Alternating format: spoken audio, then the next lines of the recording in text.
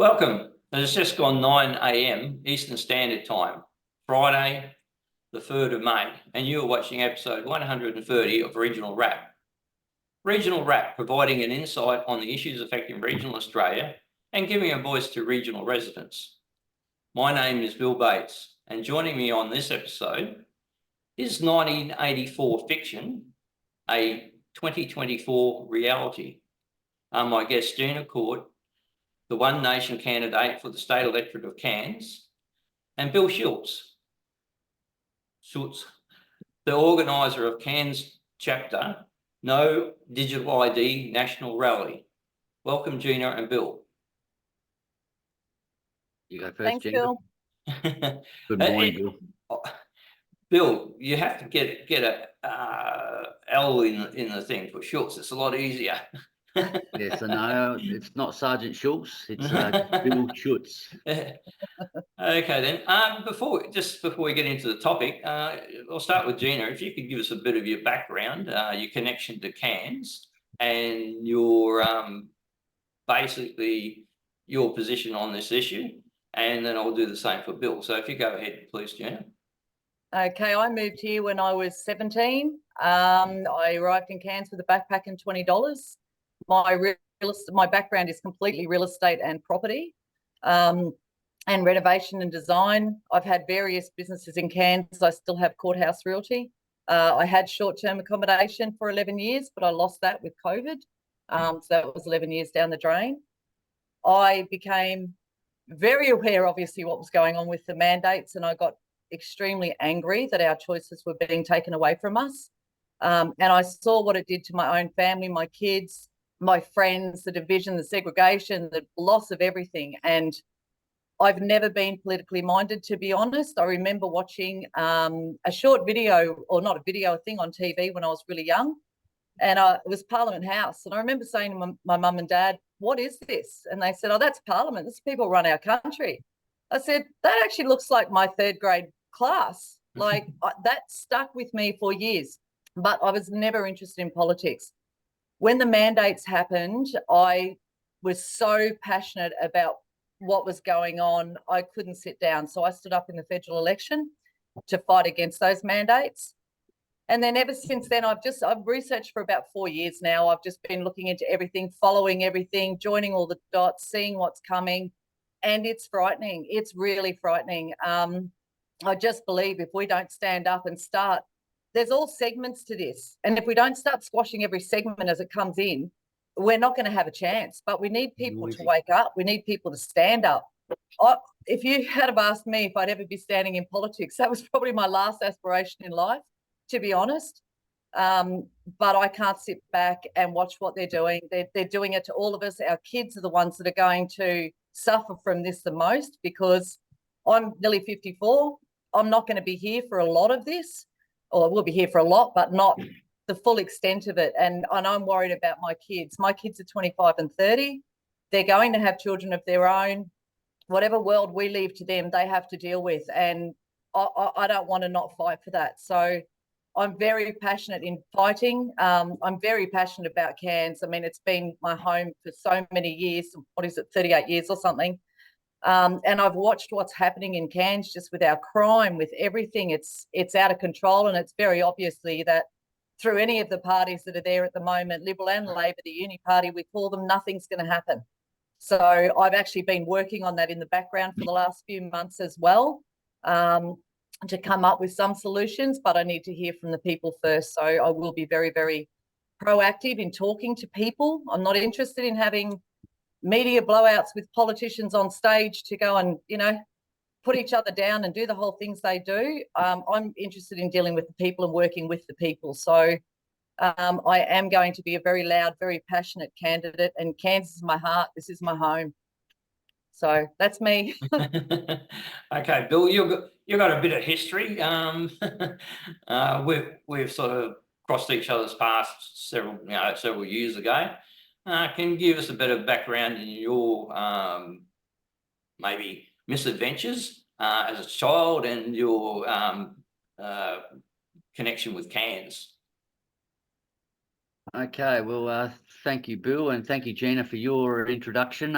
Yes, so my name, Bill Schutz. I suppose pretty similar to Geena. I rocked up into Cairns 25 years ago. In 1999, I drove a backpacker van into Cairns with an old girlfriend, planning the trip around Australia.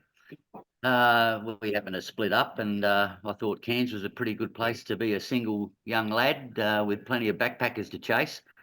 So that kept my interest in Cairns, and I went from job to job. I worked on Fitzroy Island for a couple of years. So I worked in the tourism hospitality trade with Raging Thunder, which back in the early 2000s was a very successful company, bringing thousands of tourists into Cairns, and with the whitewater rafting and Fitzroy Island and the hot air balloons. And so I took a keen interest in the tourism industry, got to meet thousands of people from all over the world working on Fitzroy Island, and that was where I got my true love of Cairns, the far north, and the beauty that is the natural environment.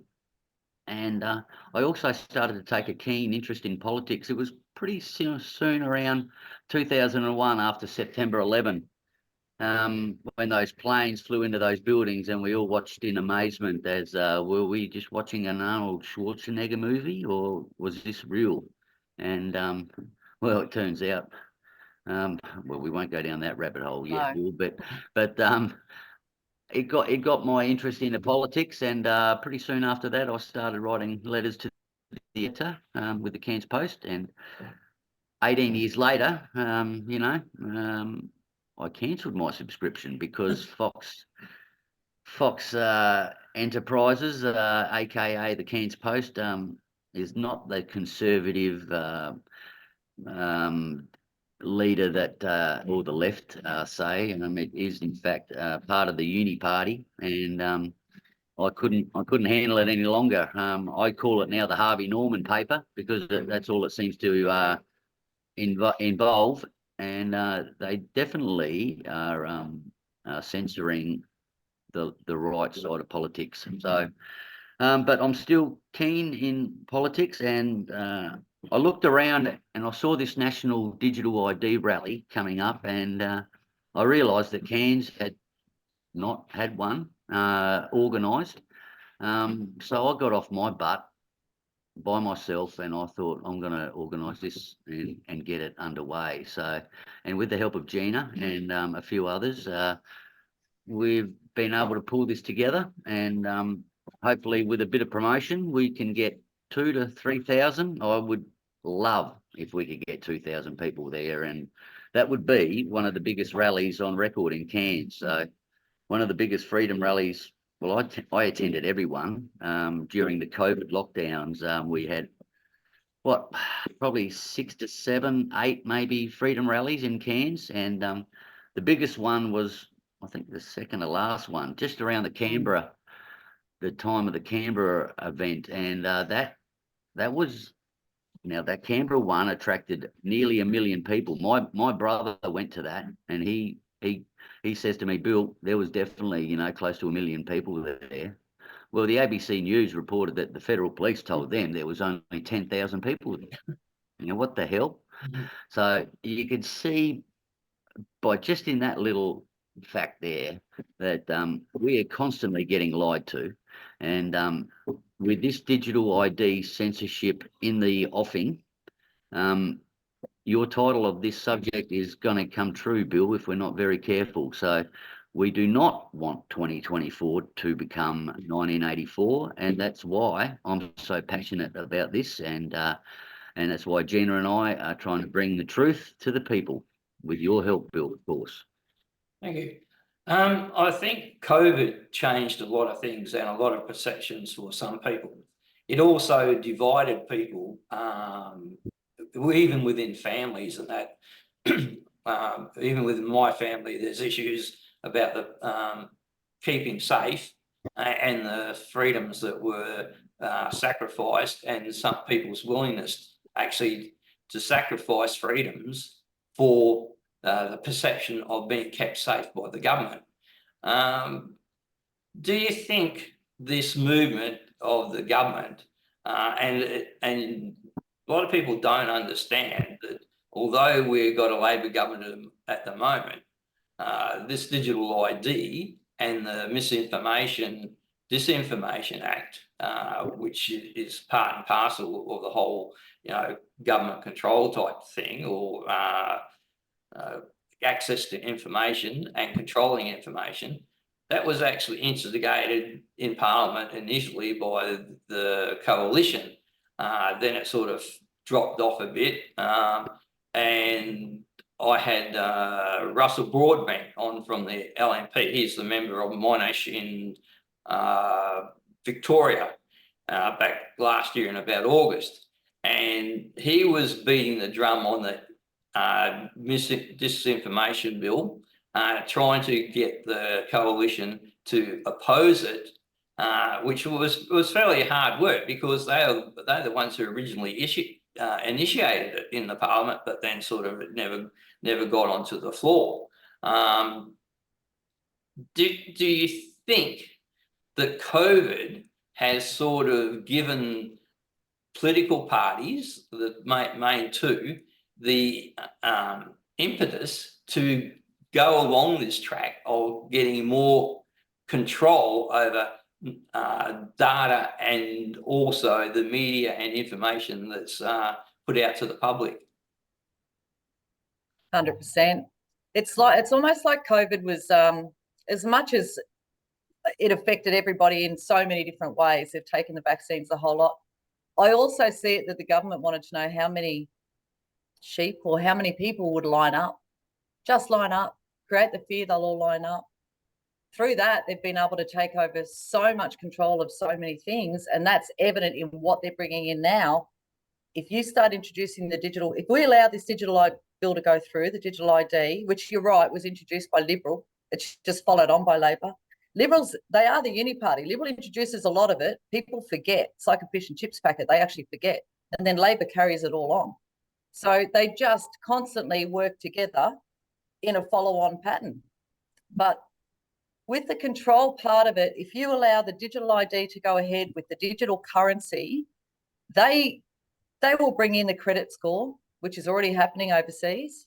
In Japan, if you jaywalk, they're bringing this in a lot of states in Japan. I think it's already in some. If you jaywalk, your face goes up on a billboard because they've got the whole facial recognition. They automatically deduct money from your account. You are then not allowed to go into restaurants. So certain social aspects are taken away. Now that's all done because they've taken control. They've got the digital currency, digital ID, facial recognition. You start tying it all together. We're heading down a really, really bad track here. Then you bring in the smart cities.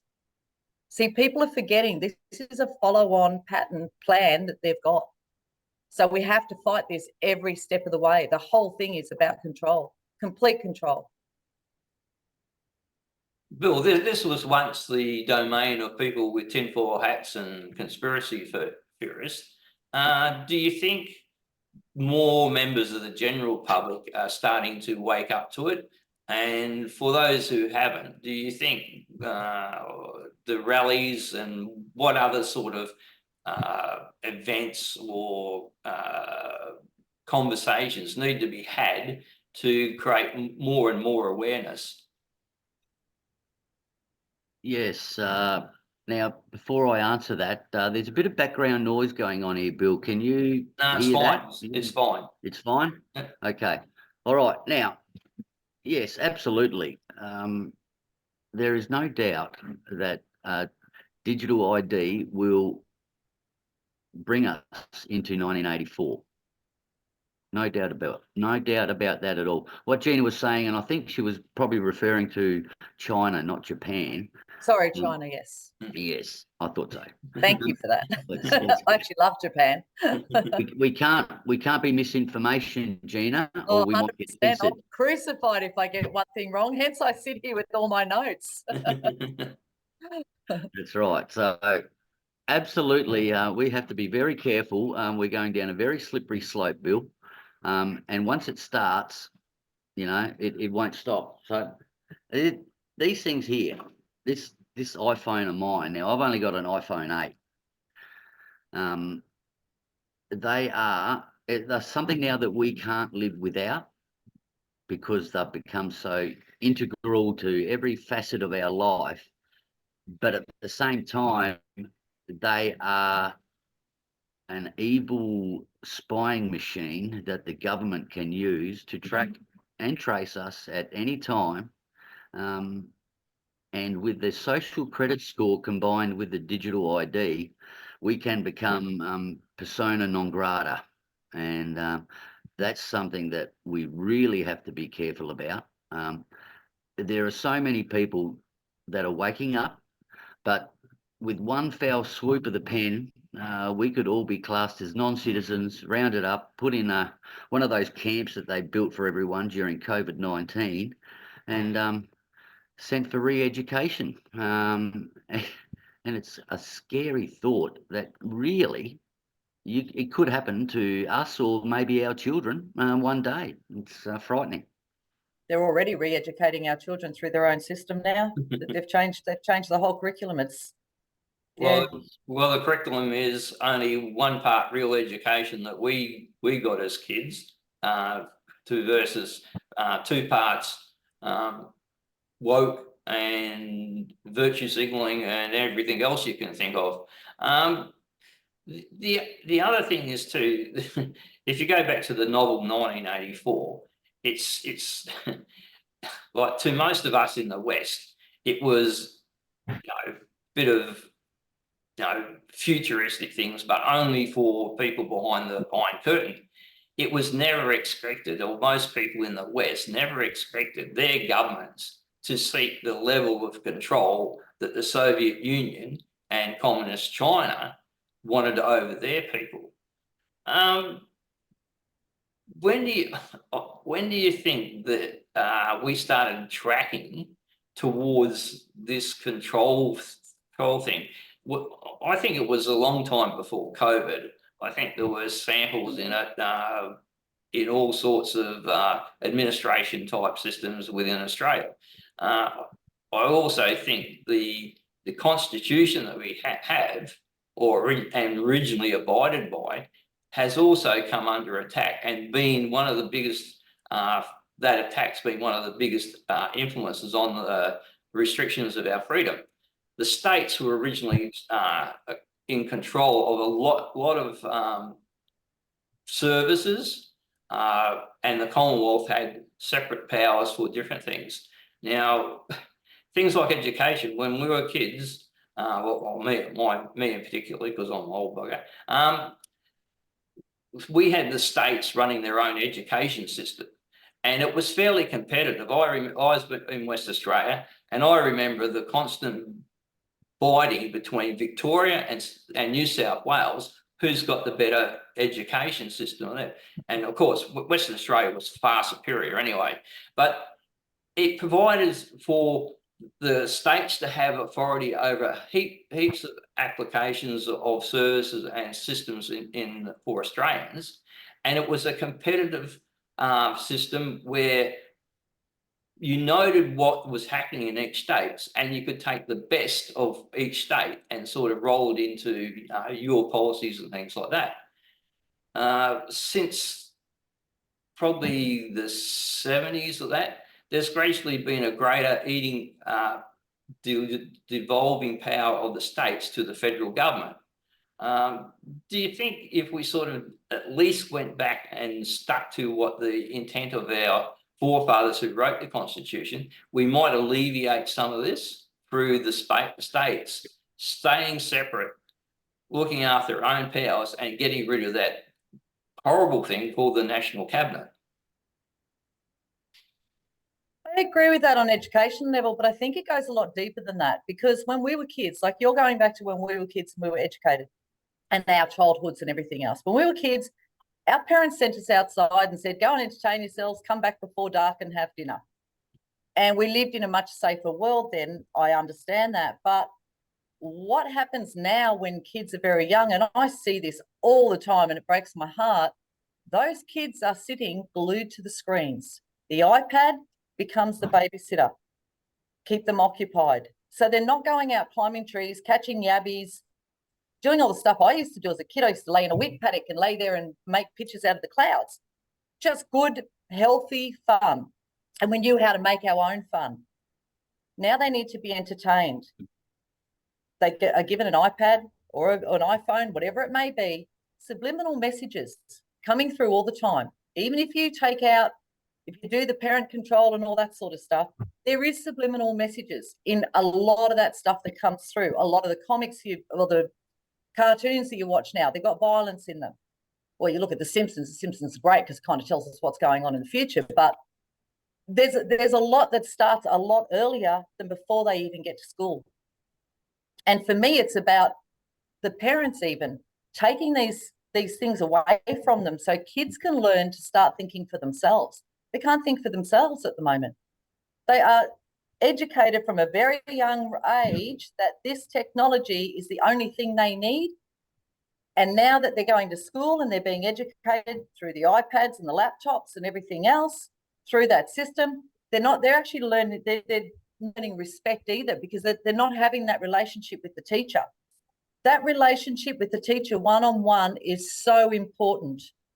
I've got information. I can't say too much about this at the moment because I don't have enough information on it right now.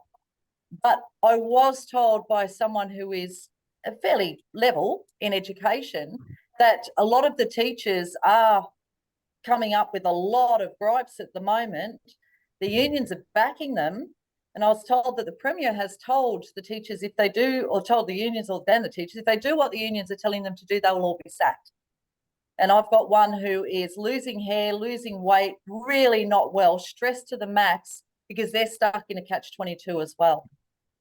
So I just think the education part of it also comes back to the parents. Stop giving them the iPads. Stop just sitting them in the corner where they can watch this stuff.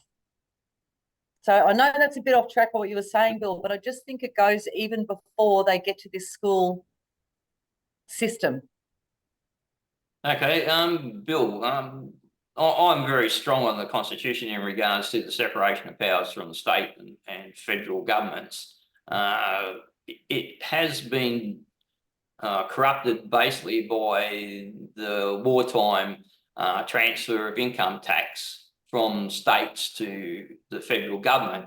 Now, that was only supposed to be a temporary measure during the war, but as you might not be aware of, things like rationing and that continued to the 1950s, and basically the states didn't try to get back the income tax until after the end of rationing and a few other debt issues that Australia had. When they tried to get this income tax back, the Commonwealth fought it, took it to the High Court and won. So now the federal government is the collector of about 90 to 95% of all taxation in Australia. That gives them huge economic clout in regards to coercing the states in regards to following their directives. And you can point out like things like education and health and things like that. They've got massive bureaucracies in Canberra and for health and education, but they haven't got a hospital or a school that they actually run. But what they do is they hand out the money to states to get their way in regards to what they perceive should be the education system or the health system. Do you think this coercion through the way the money is handed out by the Commonwealth is a factor of compliance by the states? No doubt that it would be. You can also see in the climate change debate, the federal government is constantly pushing renewable energy down the throats of every state, and yet within 10 years they reckon we're going to be coal powered free. Like, it's just absolutely ridiculous. We'll all be living in caves, having fires, eating marshmallows, and with the fairies at the bottom of the garden, according to the Labor Party and Greens. And it's just ridiculous, this mantra that it flows all the way down from federal to state to even local, Bill, don't forget the local governments through the ICLEI, I think it is, the International Council of Local Electorates or something like. It's a very insidious and very sneaky organisation that can bring in a lot of this mantra of the UN Agenda 2030 in at a local level as well as state and federal. And we're just bombarded by it constantly, Bill and Geena. It just doesn't stop. They do not let up on us. They don't want to leave us alone. They just want to tell us constantly what to do. And I've had a gutsful of it, Bill. Just an absolute gutsful. And I think a lot of us have. And a lot of us are waking up to it, and we just want to say, enough, leave us alone. You know what makes me the angriest with all this expenditure? When you start adding up the money they spent to Ukraine, over 400 million they spent on a referendum that was supposed to be the people's vote. So it's like, yeah, you want to do a referendum, put it out there and let the people vote. But no, let's spend 400 million telling people how to vote. Then you've got the 600 million they've invested in this digital ID system we never asked for and we never wanted it. And I don't remember what the figure is, but there's a massive figure being put aside now again to bring in this new firearms legislation, regulations. We've already got one. Why spend money on another? When you start looking at all the money they're spending overseas and everywhere else, you know who's not getting it? Us, the taxpayers who pay for this while we have hundreds of thousands sleeping in tent cities around Australia. I saw a video the other day, absolutely broke my heart. It was made and put all of the tent cities that are in all the capital cities in Australia. And I sat and looked at all this money that we have wasted everywhere else except for on the Australian people. We're not seeing a cent of it. Where are we seeing it? 49.6 cents in the dollar you spend on your fuel is supposed to be for the roads, and we've got some of the worst roads in the world. But guess what? The politicians got a 4% pay rise last year, another 4% this year, and 3% already set for next year. So tell me how these politicians and the next crew coming in, if Liberal get in again, it's normally the pattern. Tell me what they're going to do to change any of this. They're behind it all. You know what makes me sicker than anything? We're actually paying them a hell of a lot of money to do this to us. We're paying them. I think And we're bending over and letting them do it. I think one of the other problems is the size of governments. We've seen governments grow and grow over time. And you've got the situation where you've got huge departments with large numbers, not only of permanent public servants, but heaps of consultants and that. And with these big departments and then growing bigger, one of the most important things they've got to do is justify their existence. And not only justify the existence, they're keen to grow their department so it becomes bigger, has higher levels of pay, has a bigger spread of people to make policy and stuff like that. And we've now got a situation where I think the governments have got so big and there's so many people in there and so many consultants, they're justifying their existence by creating a lot of advice and drafting legislation that we don't want, but it empowers them and it also grows their departments and grows government. How do we sort of get people to understand we need to do some serious pruning with the government, the bureaucracy? I mean, the politicians, they're basically you've got a fairly set level. You've got 150 something federal MPs. You've got 76 senators. We know what our state parliaments are. We've got 93 members of the state parliament. But it's the bureaucracies that continue to sort of grow. And I think a lot of the legislation that comes out of the government is based on the fact that these people have just got time on their hands to dream up another environmental law to attack farmers, or environmental law to attack fishers or other industries, or laws to sort of, let's push carbon reduction more and more. Do you think our situation wouldn't be so dire if we had a much slimmer bureaucracy? I think it'd definitely start with that. I mean, one of the things that came in with the no vote was a realisation that was over 3,000 corporations for the Indigenous, over 3,000.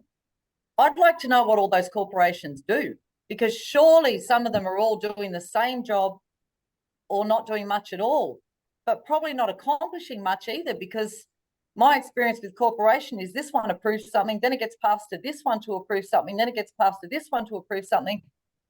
It's honestly, if you went through all the different lines, I'm only picking on that one because it came up in the referendum, but I'm sure there's a whole stack of those in different fields, different areas, where we have hundreds of corporations all paid by the government doing very little at all.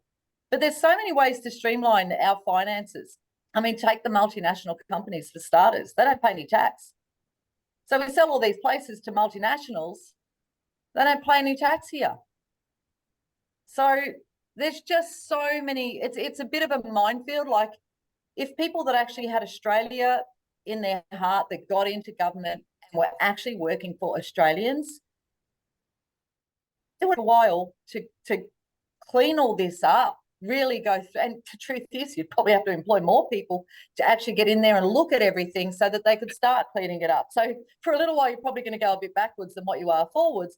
But if we're not spending all the billions of dollars that we spent on the no vote and the Ukraine and the this and the that, we'll probably have enough money there, and it's actually not going to get worse. So we just use our money more wisely, clean it all up, streamline it, stop the immigration. Stopping the immigration for about 5 years just to let Australians get back on their feet. There are so many common sense things they could do, Bill, to actually change Australia completely. It's going to take time, and it's going to take people to wake up and start voting the right people in. I suppose one of the biggest problems is there's so many vested interests in feeding in the trough. It's going to be fairly difficult to do that, and they're all got their connections. So there's a lot of organisations involved in different, from victims of crime and people trying to sort that problem out, an Indigenous problem. The problem is that it's there's industries out there that are self-perpetuating, and they don't really want to fix it. If they fix the problem, then they're not, that it's hard for them to justify their existence anymore. So, Bill, do you have a perception on regards to is success in a lot of the problems that we have being avoided because of vested interests? Yes, I do believe so, but I think maybe Geena might be better served answering this one. Well, I mean, even on a local level, and I'm not going to give too much detail here, I'm just going to give one small example. On a local level, something's been proposed here where someone in power owns a lot of land in that particular area. If that development is good for that land value, they will push it through. If it's bad for that land value, they'll go against it. To me, that's vested interest. I mean, I've seen that on a local level here. I'm just coming back to local because that's my electorate. I've definitely seen it locally here where things get pushed because they will help someone in power that has a vested interest in that area. Besides, I mean, sorry, Bill, what I will say is with something like wind farms, for example, I have heard rumours about certain members of parliament being investors in some of these companies that get awarded multi-million-dollar contracts, and it feeds through the system. So this is all part of the corruption that over the 100 years of parliament, you know, that the people in power tend to hand their seats down to their sons, or at least the relation, or sons or daughters. They continually keep that power, the money, the wealth, all to themselves, and that's part of the you know, the elite, shall we put it, that run probably every single country in the world. And and then you have these revolutions that take over, and then they end up doing the same bloody thing as well, don't they? So, you know, you wouldn't trust a communist to run a country, but hell, we can't even trust our own politicians to run our countries. So what the hell do we do? Well, the thing is, we at least have the opportunity to decide who represents us. So it boils down to the constituency to become a little bit more political aware. I mean, one of the biggest problems I think in Australia is people's apathy. They just think, oh, well, someone's looking after us. I haven't got any too many problems myself at the moment. I'll just tick the box as usual. I mean, you have people who, regardless what a political party does or who's their candidate, they'll vote for it anyway because they've been doing the same thing for decades. We don't seem to really get into the mind of the public to become thinkers and maybe do a bit of their own research. So many people just depend on snapshots from headlines in the paper or what they hear on the news, and that's as far as their opinion is set basically on that. No further research required, and anyway, it fits the narrative of the party I usually vote for anyway. Do you think it's, especially like people for One Nation and things like that, how hard do you think it is to engage with people to at least maybe not automatically support what you're doing, but at least look at the whole picture with some sort of determination to get to the bottom of things and make the best decision that they can? Or is that not going to be something that comes until such time things get so bad that they sort of, well, what's going wrong? We will look at doing something else. Just on what you said before, the political parties aren't the same as what they were decades ago. They've changed significantly. And a lot of people that I talk to say, oh, I just vote the way my mum and dad votes. And I say to them, the people that your mum and dad used to vote for might not have been bad people, but the people we've got in now, they haven't got your best interests at heart. When it comes to educating people, that's a difficult one. I was, just to give you an idea, I was on Facebook last night, the night before, and it was about the digital ID. And this guy comes on there, he's 75 years old, and he says, oh, I have no problem with digital ID. I pay by card everywhere. I don't mind paying that even for a cup of coffee. I'll use my card. And I was like, do you know the digital ID? That's digital currency. The digital ID is a different matter. Oh, no, they're all the same. So he did get his back up and he was like, you know, I know what I'm talking about. When I put a whole post on and started explaining what the digital ID is all about, all I got was an emoji with a O face. And I thought, I really hope he's taken away from that. I asked him politely, can you please do your research, because this is why we're not getting anywhere, because people are not doing their own research.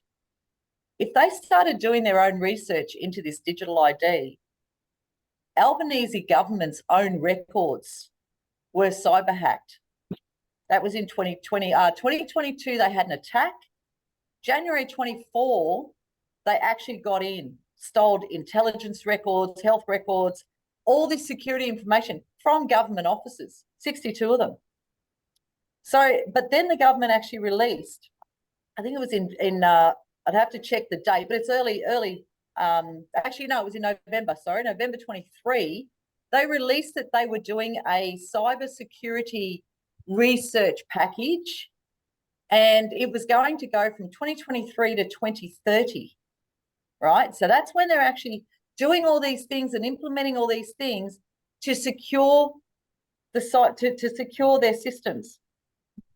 But come back to 2024 and they're asking us to put all of our details and our ID online. But they haven't reached the end of doing their cybersecurity safety stuff first. So what are we, the guinea pigs? It's getting the message out to these people is so difficult because we've got mainstream media against us. Let's be honest, they're not exactly telling the truth. So we've got to use all these platforms to try and get the truth out there and explain things. But realistically, most of the people using those platforms are people that are awake anyway. So it is difficult. It is difficult. I think the main focus is the fact that the government has got most people's details somewhere, whether you've in the driving with your car license or your health records or other firearms license, all that, but it's dispersed. It's dispersed within the states, and then it's dispersed within the departments of both the federal and state governments.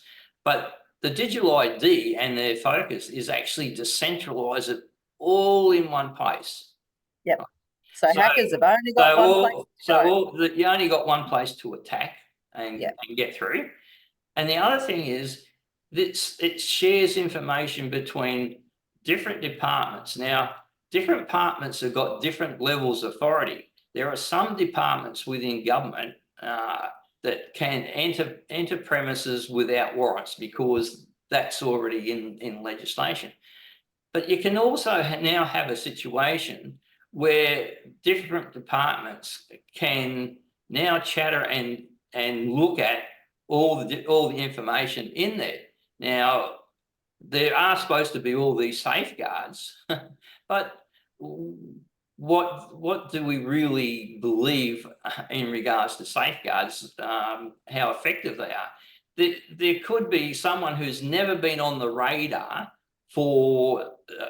by ASIO or some department like that, but or a department that can enter property without a warrant, but they could be on record of being a nuisance to some other government department. It allows a situation where one government can pass information to someone. Look, we can't fix this person up, but you've got the powers to go and search or whatever. Do what you please. And there's a lot of things that this centralisation brings in that can be misused and abused. And we've seen that even within police records. There's been the individual police officers have used the police records to their own advantage or finding information for something. Now, if you can't even stop that sort of situation, how are you going to control various department heads of across state and federal lines not abusing the system? And the government can talk about all the guarantees at once, but what can you believe from the government sometimes? If they can't guarantee the safety of their own records, which did get hacked into, then, and very, very recently, there was a guy in the US, his name was Jasper Oliver X, and he actually stole the details of 25 million Australians. Right, this is only in 2022, and he advertised them for US $8,000. So it's about $12,252.80, I think it is.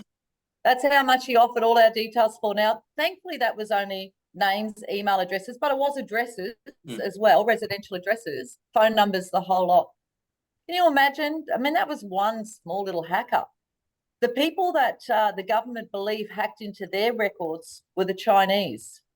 And that's in all the research I was reading and the article I was reading, they believe it was the Chinese. So at the end of the day, you've got a government that's got all of our details. They've already been hacked into by the Chinese. Oh, well, they sell the Chinese everything else about Australia. Why not allow details too? Well, I think the other thing that's happening too is there's so many things accumulating. I mean, the push towards cashless society, which basically we've seen with just recently with Jasper, the power and internet being out for a long time, and people who commonly use their credit cards that were stymied. There's instances where it's quite possible in the future we have events that will maybe take out our power and our systems for longer durations, and you haven't got access to money. People have to trust you, I suppose, right up IOUs, but the emphasis on those type of things like getting rid of cash, and we've already seen the problem that it causes in remote Australia, the lack of access to cash in regards to ATMs not even being in place.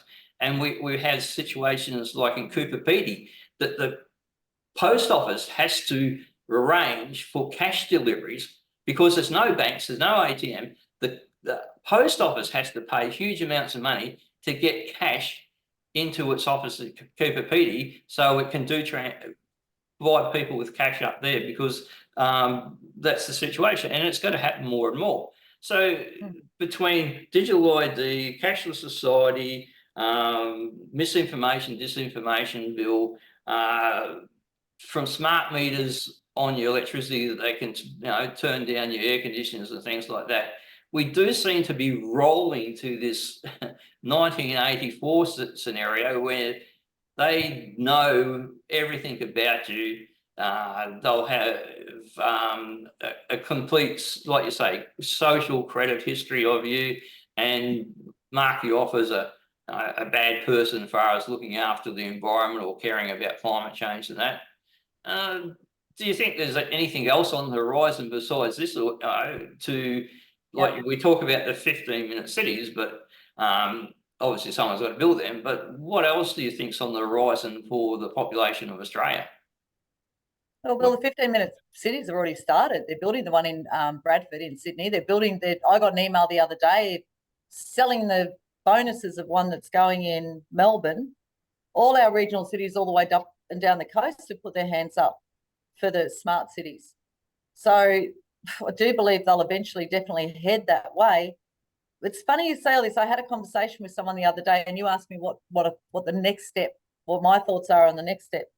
And I had an interesting conversation the other day, and you talk about the power going out. That will be a big problem for us up here. So what happens with the government when we start? I mean, Ayton and Dagara up north from the floods, they still haven't got power in a lot of their homes up there. So we're talking 5 months without power.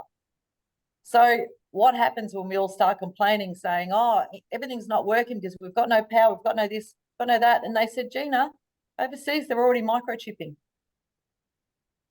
Power won't be an issue. And I was like, wow, okay. People might think that's tinfoil, but you know what? They thought all this was tinfoil too. And people overseas are already microchipping. I think one of the other things is with legislation come out, there seems to be a fairly good attack on regional Australia, especially because I noticed in Queensland, we've got legislation that's come out of Brisbane sort of cutting back on fishing, commercial fishing, gill nets, quotas and things like that. And we've got a situation where small operators in small townships are basically faced with going out of the business.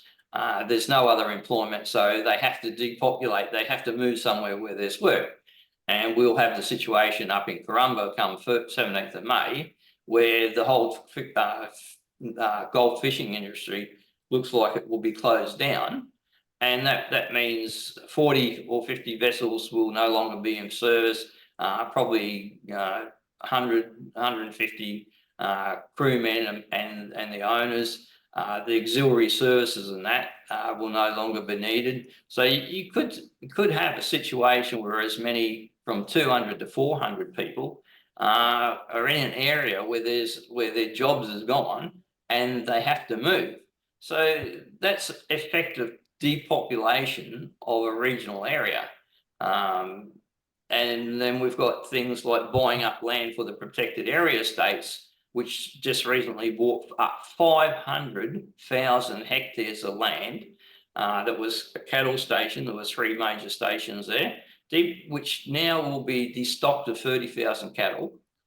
And the improvements that have been added over the decades and that, like the buildings, watering points, fencing, all that, are basically going to be bulldozed, and the land's going back to its natural state, which today's natural state is feral animals and noxious weeds will take over.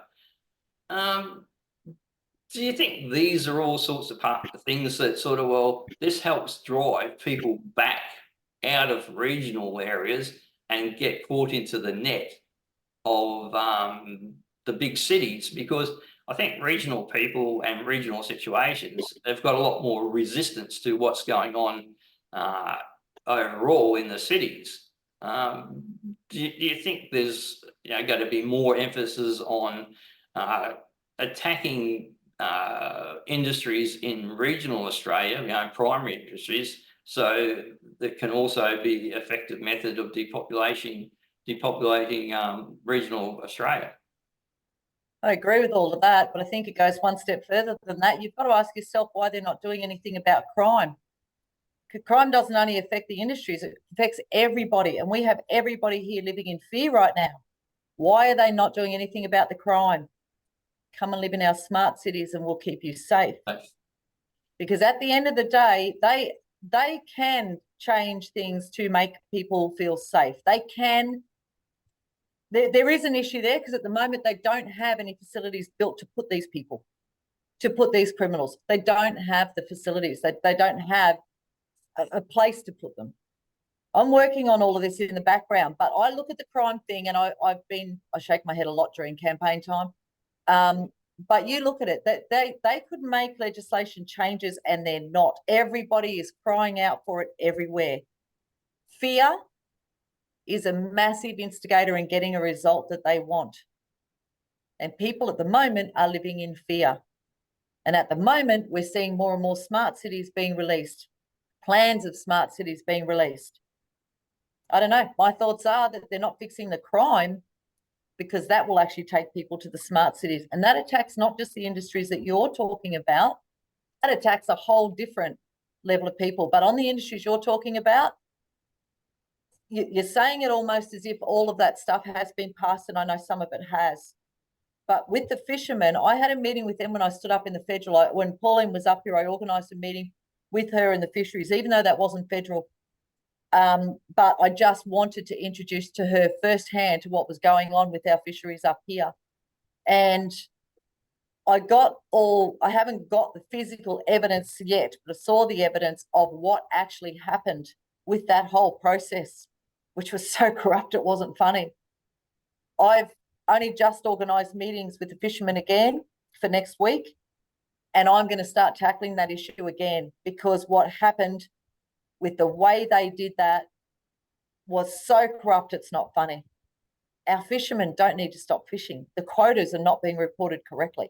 So rather than actually say those fishermen will lose their jobs and they'll lose this and they'll have to move, I'm not going to give up fighting for them first to reinstigate what they had.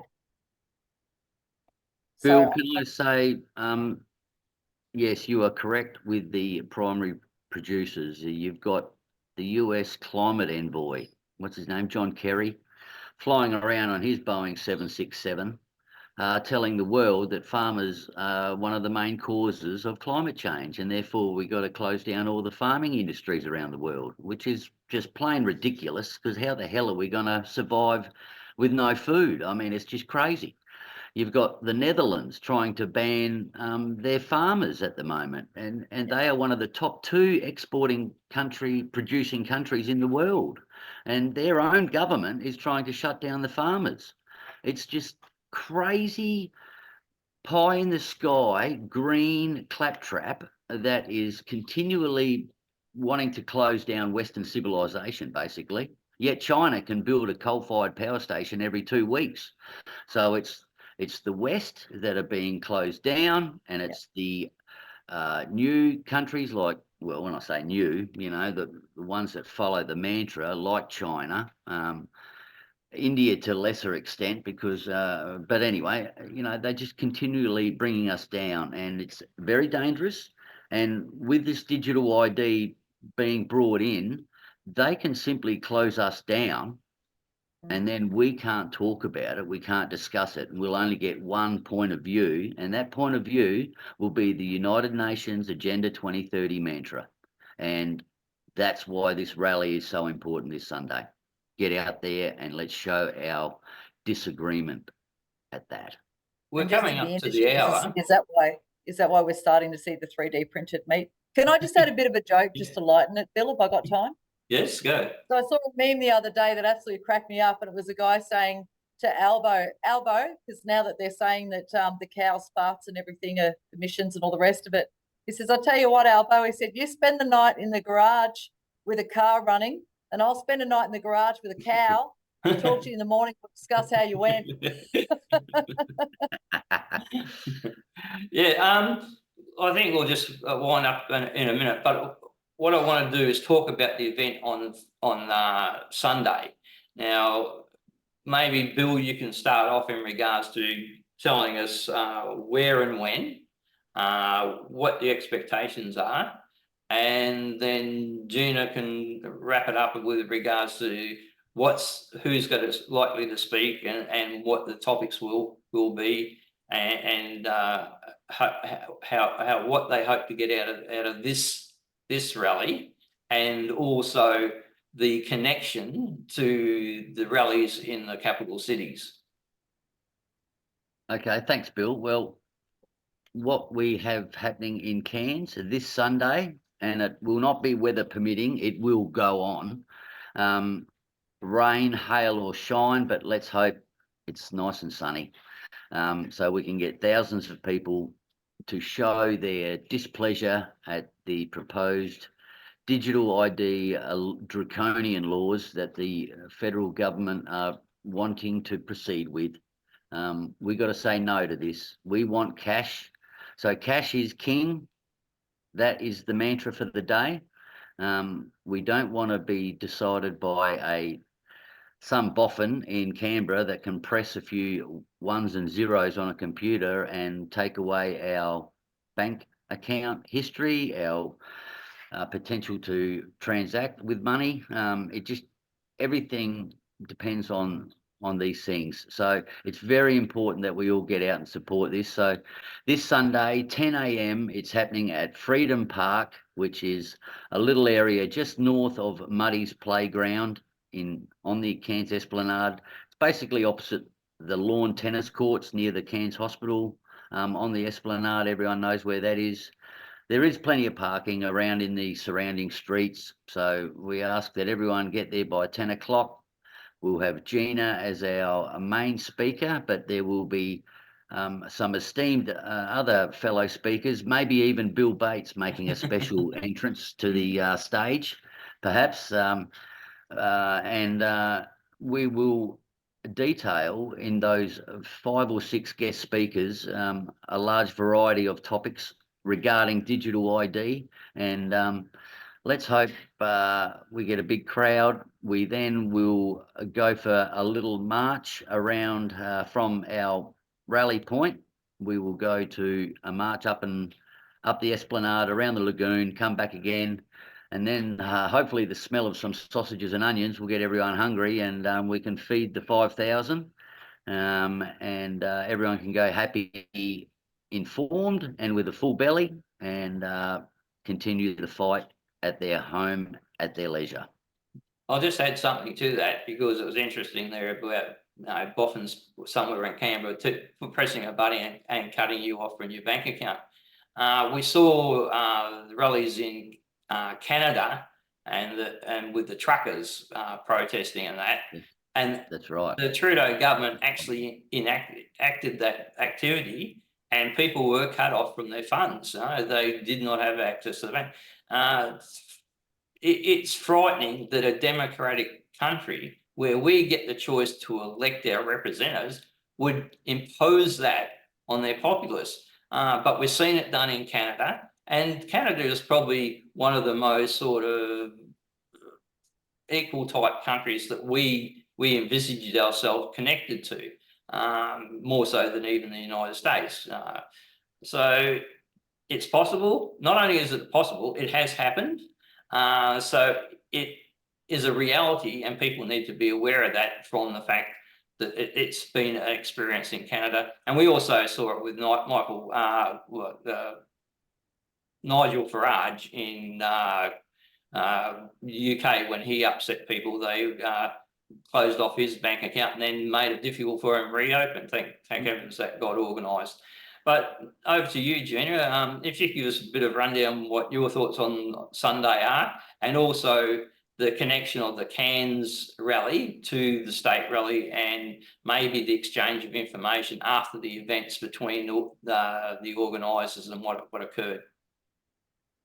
Just what you were saying before, another one that had her bank account cut off was Maria Z.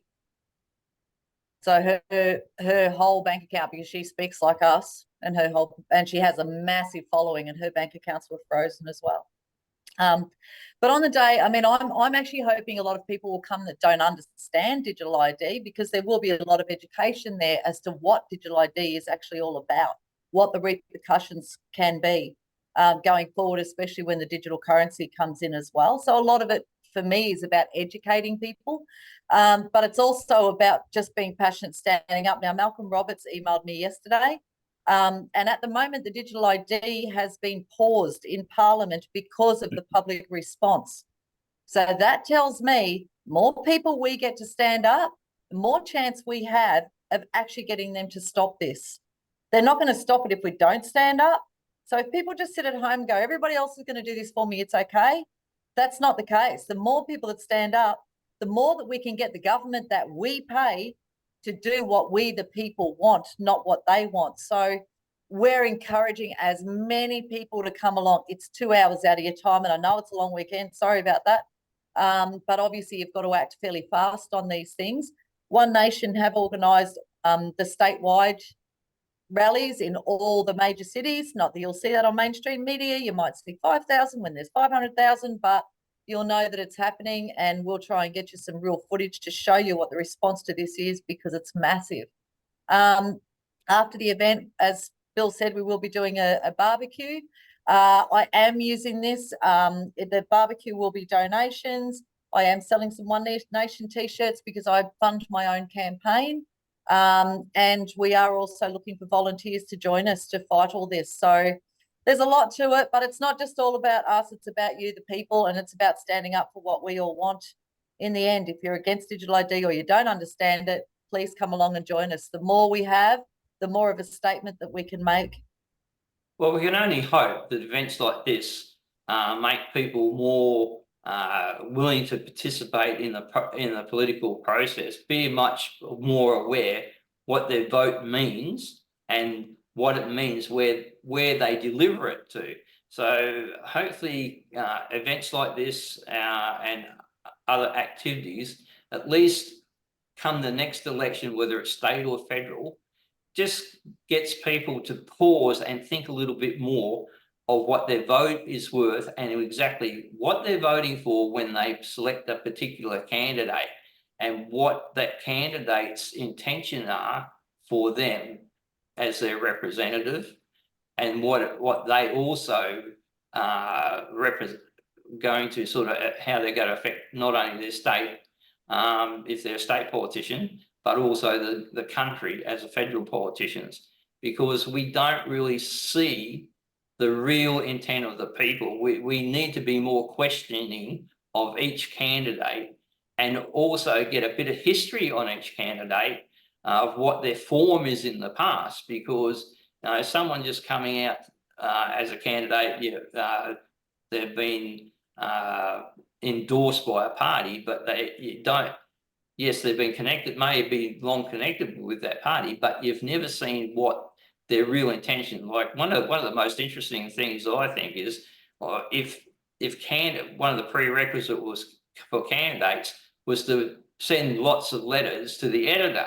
Now, not all of them are going to get published, but they would have a history, and you would have a history what their view is over a time.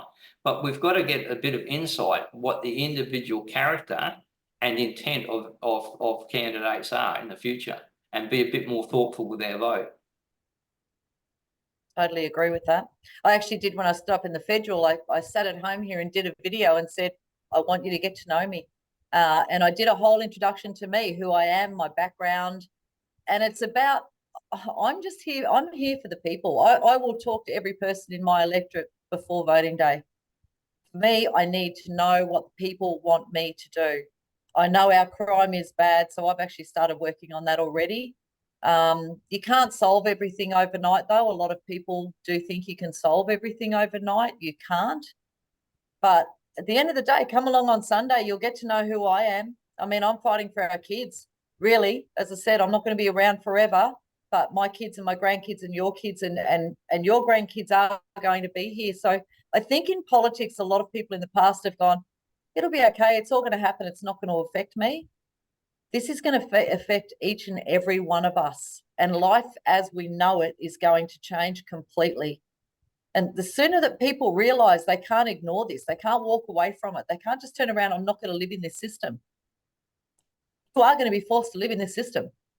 Unless you go and live in the middle of absolutely nowhere next to a stream and camp with no connection or communication with any other person, that's the only way you're going to get around this. So this is going to affect every single person. So it is time for people to actually stand up and go, I need to take a bit of interest in politics and what's happening in our country. Because I'm going to fight for the people. Okay, then we'll leave it there. Thank you very much for your time.